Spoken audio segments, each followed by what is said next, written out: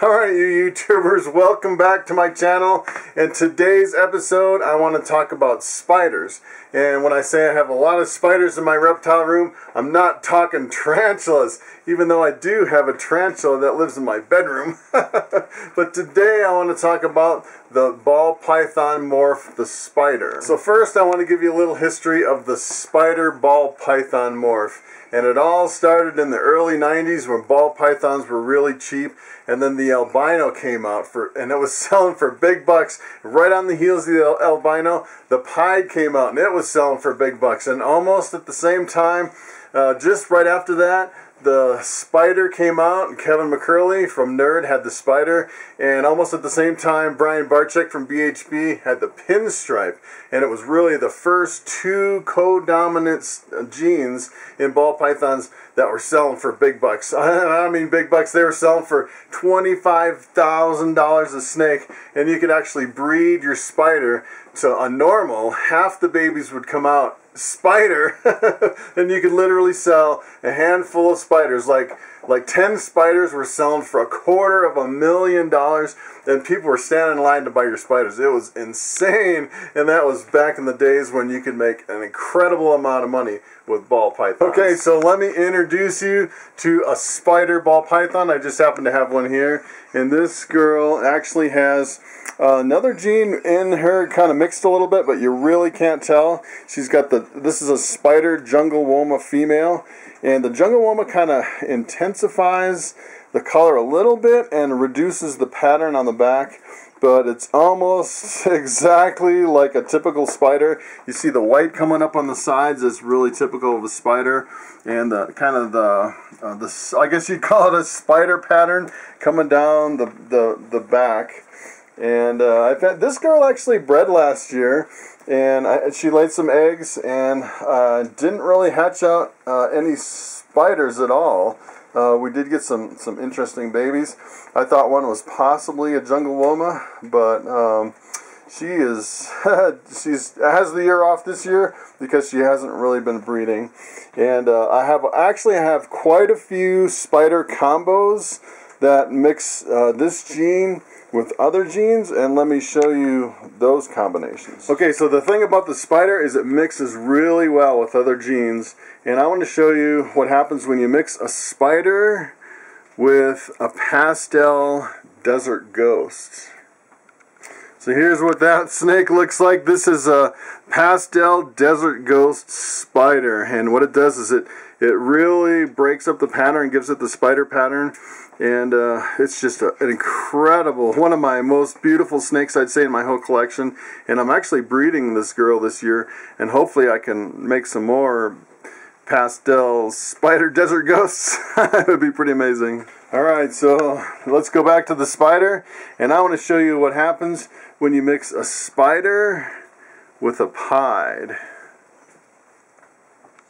Okay, so take a look at this male spider pied. He's a little jumpy, and this is what happens when you mix the spider with the pied. You get a completely white snake with only color on the head. And you'll notice just the head has the color. And when you mix them together, when you get a spider pied, you'll never see the spider pattern, and you'll never see the splotches down on the belly from the pied pattern. It'll push all the color to the head, and every now and then you get one that's completely white, and let me show you that snake. Okay, so take a look at this spider pied. This is a female spider pied. It's actually called the nickname is a white wedding. I'm not exactly sure where it got that name, but it's a spider pied with no color at all on the head. It's a completely white snake.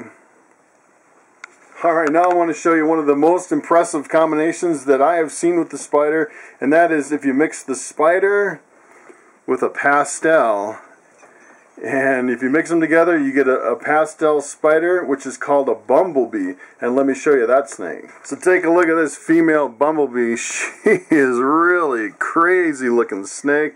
She is really beautiful. And if I don't watch out with this girl, I'll probably get bit, because for some reason she's always been really kind of snappy, and even in her old age she's been kind of snappy. But just look at how beautiful that is. These used to sell for an incredible amount of money. Okay, so that's pretty much it for the spiders in my collection. I'm actually breeding my spider pied to another snake, so I should get some het pieds, maybe some spider het pieds out of that mix, and kind of boost my spiders. And some people shy away from spiders, and let me tell you why. So take a look at this. Early on, when spiders first came out, they started realizing that a certain percentage of the spiders ended up having some kind of, some people call it a neurological issue, and kind of a head wobble, and it's kind of like a stargazing kind of thing that you could see it. This one, if you hold the snake just right and you kind of move it, it doesn't really move like a regular ball python. The head's kind of like a corkscrew pattern on this guy. And some of them it's really severe.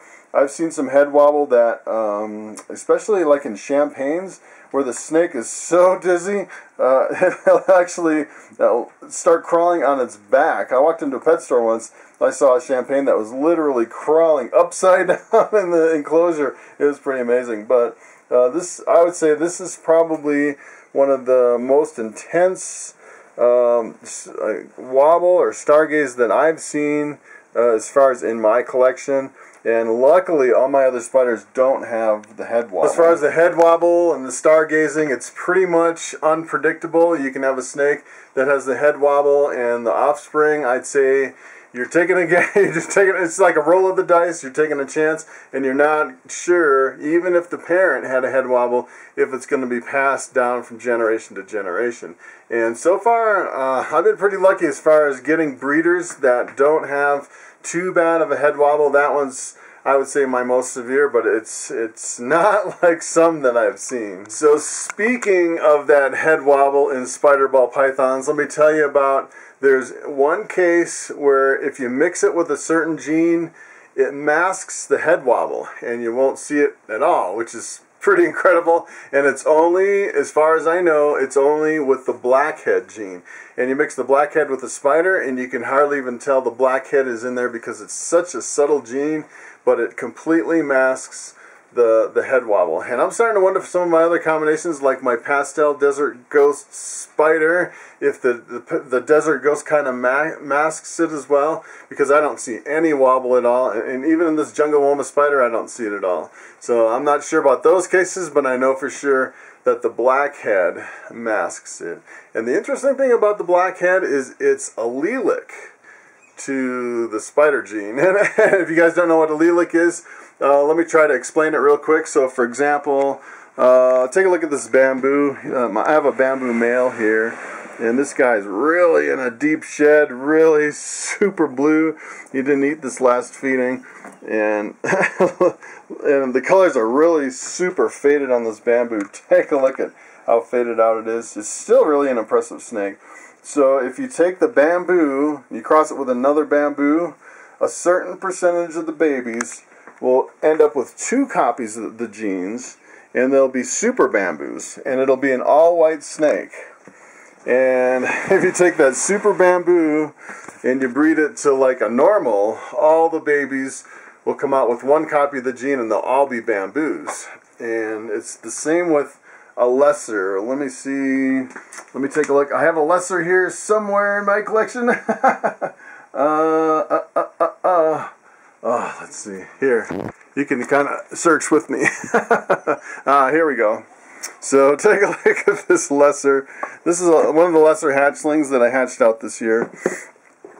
And the lesser is in the same complex as the bamboo. So if you took a lesser and you bred it with a lesser, you'd get a super lesser. So the lesser has 1 copy of the gene, and if a super lesser would have 2. The super lesser would be a completely white snake. And the funny thing is it's compatible with the bamboo.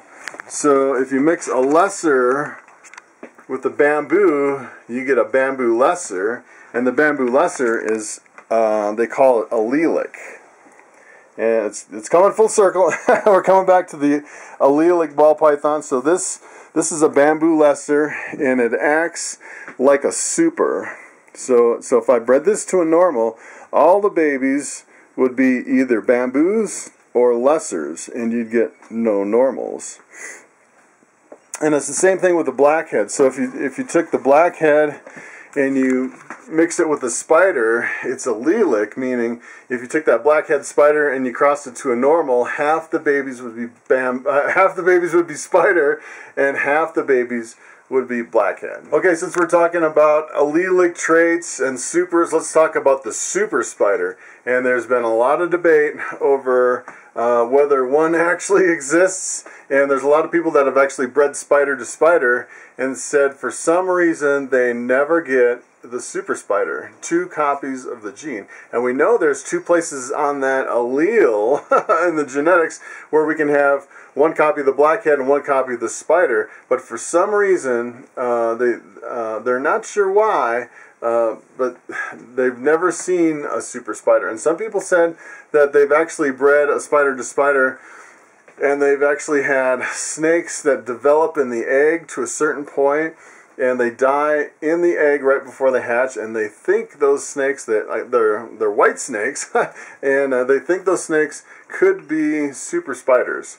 But the only problem is I've actually had an albino that I crossed with my albino pied, and I had a snake that died in the egg right before it hatched, and it was a completely white snake. So I'm not sure if it's if the color develops a little bit different, if you have some kind of a genetic anomaly or deformity in the egg as it's developing.